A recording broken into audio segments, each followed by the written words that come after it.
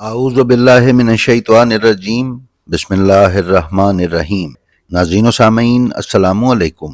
امید ہے آپ خیریت سے ہوں گے اور ہمارے ویڈیوز سے استفادہ کر رہے ہوں گے۔ ناظرین معظم، امام زین العابدین علیہ السلام نے سن 61 ہجری میں عاشور کے دن امامت کی عظیم ذمہ داریاں سنبھالیں۔ سن 61 ہجری سے لے کر 95 ہجری تک کہ جب آپ کو زہر سے شہید کر دیا گیا کے عرصے میں آپ مقصد کربلا کی تکمیل کے لیے کوشاں رہے۔ امام زین العابدین علیہ السلام نے واقعہ کربلا کے بعد ہر موقع پر شیعت کا دفاع کیا۔ اسیری کے دوران کوفہ میں عبید اللہ ابن زیاد اور پھر شام میں یزید کے مقابلے میں آپ کا موقف شجاعت اور فداکاری سے بھرا ہوا تھا۔ دین اسلام کی تبلیغ اور لوگوں تک درست عقائد پہنچانے میں آپ نے اس گھٹن زدہ اور خوف زدہ ماحول میں بھی اپنی ذمہ داریاں باحسن پوری کیں۔ اسی طرح عبد الملک بن مروان کے دور میں آپ نے کبھی کھل کر اور کبھی خاموشی سے دین اسلام اور درست عقائد کی تبلیغ جاری و ساری رکھی۔ کبھی حج کے موقع پر اور کبھی واقعہ حرہ میں امام نے شیعت کو نابودی سے بچایا اور اپنے خاندان سمیت اپنے شیعوں کو بھی کسی قسم کے الجھاؤ سے بچائے رکھا اور تبلیغ علوم آل محمد کرتے رہے۔ تحفظ اسلام اور تسلسل ولایت کے سلسلے میں امام زین العابدین علیہ السلام کا طرز عمل شیعت کی تاریخ میں ایک ستون کی حیثیت رکھتا ہے۔ اپنے 34 سالہ دور امامت کو گزارنے کے بعد امامت کا یہ عہدہ آپ نے احسن طریقے سے امام محمد باقر علیہ السلام کے سپرد کیا۔ ناظرین، جب واقعہ کربلا رونما ہوا تو اس کے فوراً بعد عالم اسلام میں جبر اور ظلم کا نظام رائج ہوا۔ دوستداران آل محمد کو ان سے دور کر دیا گیا۔ لوگوں پر ظلم و ستم کے وہ پہاڑ توڑے گئے جن کی مثال عرب کے زمانہ جاہلیت میں بھی دیکھنے کو نہ ملتی تھی۔ لوگ اس قدر خوفزدہ تھے اور آل محمد سے دور تھے کہ خود امام زین العابدین کا ارشاد ہے کہ مکہ اور مدینہ میں ہمارے حبداروں کی تعداد 20 سے زیادہ نہ تھی۔ اسی لیے امام سجاد علیہ السلام نے خاموش رویہ اپنایا اور اپنی دعاؤں اور مناجات کے ذریعے لوگوں کی تعلیم اور علوم آل محمد کی نشر و اشاعت کو جاری رکھا، جس کا نتیجہ یہ ہوا کہ ایک تو واقعہ کربلا جسے اموی حکومت اسلام کے پردے سے مٹانا چاہتی تھی اس میں کامیاب نہ ہو سکی، اور دوم یہ کہ اس پر آشوب دور میں بھی شیعت کو نابود نہ کیا جا سکا اور مکتب آل محمد کے پیروکار ایک حد تک محفوظ رہے۔ اس ظلم اور جبر کے دور میں شام کی قید سے رہائی کے بعد امام زین العابدین علیہ السلام کا رویہ دوران قید ان کے رویے سے بالکل برعکس نظر آتا ہے۔ شام کی قید میں امام سجاد علیہ السلام نے پوری قوت اور طاقت کے ساتھ یزید اور اس کے باطل نظریے کو رد کیا اور کربلا کے موقف کی شناخت کروائی، جبکہ رہائی کے بعد امام سجاد علیہ السلام کا بیشتر وقت بظاہر خاموشی میں گزرا۔ اس کی وجہ یہ تھی کہ امام علیہ السلام اس دور میں اگر کسی انقلابی تحریک کا جھنڈا بلند کرتے تو ایک مرتبہ پھر یہ کربلا کی طرح شیعت پر ایک کڑا وقت ثابت ہوتا۔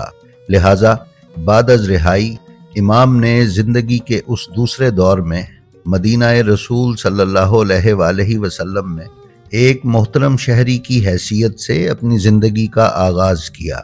آپ نے اللہ کی طرف سے دی جانے والی ذمہ داری کے لیے اپنی تحریک کس طرح شروع کی اور آپ کا مقصد اور طریقہ کار کیا تھا، اس کے لیے ضروری ہے کہ اس وقت کی ملکی اور سیاسی حالت پر نظر ڈالی جائے۔ ناظرین، جب عاشورہ کا المناک حادثہ رونما ہوا تو پوری اسلامی دنیا خصوصاً عراق اور حجاز میں مقیم ائمہ علیہم السلام کے شیعوں اور طرفداروں میں ایک عجیب خوف اور دہشت کی فضا پیدا ہو گئی، کیونکہ یہ محسوس کیا جانے لگا کہ یزیدی حکومت اپنی حاکمیت کو مسلط کرنے کے لیے کچھ بھی کر سکتی ہے، حتیٰ کہ اس کو عالم اسلام کی مقدس اور معتبر ترین ہستی فرزند رسول حسین ابن علی علیہ السلام کو بے دردی کے ساتھ قتل کرنے میں بھی کسی قسم کا کوئی دریغ نہیں۔ اس رعب اور وحشت میں جس کے آثار کوفہ و مدینہ میں کچھ زیادہ ہی نمایاں تھے، جو کچھ کمی رہ گئی تھی وہ بھی اس وقت پوری ہو گئی جب کچھ ہی عرصے کے بعد بعض دوسرے لرزہ خیز حوادث رونما ہوئے، جن میں سر فہرست واقعہ ہرہ تھا۔ اس سے اہل بیت علیہم السلام کے زیر اثر علاقوں یعنی حجاز خصوصاً مدینہ اور عراق خصوصاً کوفہ میں بڑا ہی گھٹن کا ماحول پیدا ہو گیا تھا۔ تعلقات اور رابطے کافی کمزور ہو چکے تھے۔ وہ لوگ جو ائمہ طاہرین علیہم السلام کے طرفدار تھے اور بنو امیہ کی خلافت و حکومت کے زبردست مخالفین میں شمار ہوتے تھے، بڑی ہی بے چارگی کی حالت میں زندگی بسر کر رہے تھے۔ اس وقت ایسی خوف و ہراس کی فضا پیدا ہو گئی تھی کہ ائمہ طاہرین کے طرفدار منتشر اور مایوس زندگی گزار رہے تھے اور کسی طرح کی اجتماعی تحریک ممکن نہ تھی۔ امام جعفر صادق علیہ السلام فرماتے ہیں کہ پھر آہستہ آہستہ لوگ اہل بیت علیہم السلام سے ملحق ہوتے گئے اور تعداد میں اضافہ ہوتا چلا گیا۔ ناظرین، جیسا کہ ہم نے بیان کیا ہے کہ کربلا کا عظیم سانحہ رونما ہونے کے بعد اگرچہ لوگوں کی خاصی تعداد خوف و دہشت میں گرفتار ہو گئی تھی، پھر بھی خوف و دہشت اتنا غالب نہ تھا کہ شیعان اہل بیت علیہم السلام کی نظم اجتماعی یکسر درم بھرم ہو کر رہ گئی ہو، جس کا واضح ثبوت یہ ہے کہ ہم دیکھتے ہیں کہ جس وقت اسیران کربلا کا لٹا ہوا قافلہ کوفہ میں وارد ہوتا ہے تو کچھ ایسے واقعات رونما ہوتے ہیں جو شیعی نظم و وجود کا پتہ دیتے ہیں۔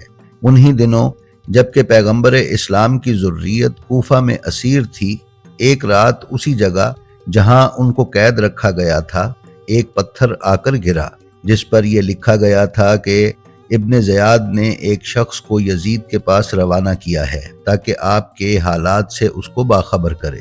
اب اگر کل رات تک آپ کو تکبیر کی آواز سنائی دے تو سمجھ لیجئے کہ آپ کو یہیں قتل کرنے کا فیصلہ ہوا ہے، اور اگر ایسا نہ ہو تو سمجھیے گا کہ حالات کچھ بہتر ہے۔ ناظرین، اس واقعے سے اس بات کا بخوبی اندازہ ہوتا ہے کہ اہل بیت کے کچھ دوستوں میں سے کوئی شخص ابن زیاد کے دربار میں موجود تھا، جس کو تمام حالات کی خبر تھی اور قید خانے تک رسائی بھی رکھتا تھا، حتیٰ کہ اس کو یہ بھی معلوم تھا کہ قیدیوں کے سلسلے میں کیا فیصلہ اور منصوبے تیار کیے جا رہے ہیں، اور صدائے تکبیر کے ذریعے اہل بیت علیہم السلام کو حالات سے باخبر بھی کر سکتا تھا، لیکن خوف کی وجہ سے کھل کر سامنے نہیں آ سکتا تھا۔ اسی طرح کی ایک اور مثال ابن زیاد کے دربار میں عبداللہ بن عفیف ازدی کی ہے، جو کہ ایک نابینا مرد تھے، اور انہوں نے اسیران کربلا کے کوفہ میں ورود کے موقع پر شدید رد عمل کا اظہار کیا، اور نتیجے کے طور پر انہیں بھی جام شہادت نوش کرنا پڑا۔ یہی نہیں بلکہ اس قسم کے افراد بے شک انتہائی کم ہوں، کوفہ اور شام میں ہر جگہ تھے، جو قیدیوں کی حالت دیکھ کر ان سے محبت کا اظہار کرتے نظر آتے، اور صرف آنسو بہانے پر اکتفا نہیں کیا بلکہ یزیدیوں کے لیے ملامت کے الفاظ بھی استعمال کیے، حتیٰ کہ اس قسم کے واقعات دربار یزید اور ابن زیاد میں بھی پیش آئے۔ لہٰذا اگرچہ حادثہ کربلا کے بعد نہایت ہی شدید قسم کا خوف عوام اور خواص پر طاری ہو چکا تھا، پھر بھی ابھی اس نے وہ نوعیت اختیار نہیں کی تھی کہ شیعان آل محمد کی تمام سرگرمیاں بالکل ہی مفلوج ہو گئی ہوں اور وہ ذوف اور پراگندگی کا شکار ہو گئے ہوں۔ لیکن کچھ ہی دنوں بعد ایک دوسرا حادثہ کچھ اس قسم کا رونما ہوا کہ جس نے ماحول میں گھٹن اور جبر کا اضافہ کر دیا۔ یہ حادثہ واقعہ ہرہ تھا۔ اس حادثے کے رونما ہونے سے پہلے شیعہ اپنے امور کو منظم کرنے اور اپنے درمیان پہلی سی ہم آہنگی دوبارہ واپس لانے میں لگے ہوئے تھے۔ اس مقام پر طبری اپنے تاثرات کا یوں اظہار کرتا ہے۔ وہ کہتا ہے کہ وہ لوگ سے مراد گروہ شیعہ ہے۔ وہ لوگ جنگی ساز و سامان اکٹھا کرنے، خود کو جنگ کرنے کے لیے آمادہ کرنے میں لگے ہوئے تھے۔ چپکے چپکے شیعوں اور غیر شیعوں کو حسین ابن علی علیہ السلام کے خون کا انتقام لینے پر تیار کر رہے تھے، اور لوگ گروہ در گروہ ان کی دعوت پر لبیک کہتے ہوئے ان میں شمولیت اختیار کر رہے تھے، اور یہ سلسلہ یوں ہی جاری رہا یہاں تک کہ یزید ابن معاویہ مر گیا۔ چنانچہ ہم دیکھتے ہیں کہ باوجود اس کے کہ ماحول میں گھٹن اور بے چینی بہت زیادہ پائی جاتی تھی، پھر بھی اس طرح کی سرگرمیاں اپنی جگہ پر بہرحال جاری تھیں، جیسا کہ طبری کی عبارت سے پتہ چلتا ہے، اور شاید یہی وجہ تھی کہ جس کی بنیاد پر کتاب جہاد الشیعہ کا مؤلف اگرچہ وہ شیعہ نہیں ہے، پھر بھی وہ اس حقیقت کو درک کر لیتا ہے اور لکھتا ہے کہ گروہ شیعہ نے امام حسین علیہ السلام کی شہادت کے بعد خود کو باقاعدہ تنظیم کی صورت میں منظم کر لیا۔ ان کے اعتقادات اور سیاسی روابط انہیں آپس میں مربوط کرتے تھے، ان کی جماعتیں اور قائد تھے۔ اسی طرح وہ درپردہ اور غیر فعال فوجی طاقت کے بھی مالک تھے۔ چنانچہ توابین کی جماعت اس تنظیم کی سب سے پہلی مظہر ہے۔ ناظرین، ان حقائق کے پیش نظر ایسا معلوم ہوتا ہے کہ عاشورہ کے عظیم حادثے کے زیر اثر اگرچہ بڑی حد تک شیعہ کمزوری اور ضعف کا شکار ہو گئے تھے، پھر بھی اس دوران شیعہ تحریکیں اپنی ناتوانی کے باوجود مصروف عمل رہیں، جس کے نتیجے میں پہلے کی طرح دوبارہ خود کو منظم کرنے میں کامیاب ہو گئیں، یہاں تک کہ واقعہ ہرہ پیش آیا۔ ناظرین، واقعہ ہرہ تاریخ تشیع میں نہایت اہم موڑ ہے۔ دراصل یہی وہ واقعہ ہے جس نے کربلا کے بعد شیعہ تحریک پر بڑے برے اثرات مرتب کیے۔ یہ حادثہ تقریباً 63 ہجری میں پیش آیا۔ مختصر طور پر اس حادثے کی تفصیلات کچھ اس طرح ہے کہ 63 ہجری میں بنو امیہ کا ایک کم تجربہ کار نوجوان مدینہ کا حاکم مقرر ہوا۔ اس نے خیال کیا کہ شیعان مدینہ کا دل جیتنے کے لیے بہتر ہوگا کہ ان میں سے کچھ لوگوں کو شام جا کر یزید سے ملاقات کرنے کی دعوت دی جائے۔ چنانچہ اس نے ایسا ہی کیا۔ مدینے کے چند سرکردہ افراد، اصحاب رسول اور دیگر معززین سے کچھ لوگ منتخب کیے، جس میں اکثریت امام زین العابدین علیہ السلام کے عقیدت مندوں میں شمار ہوتی تھی۔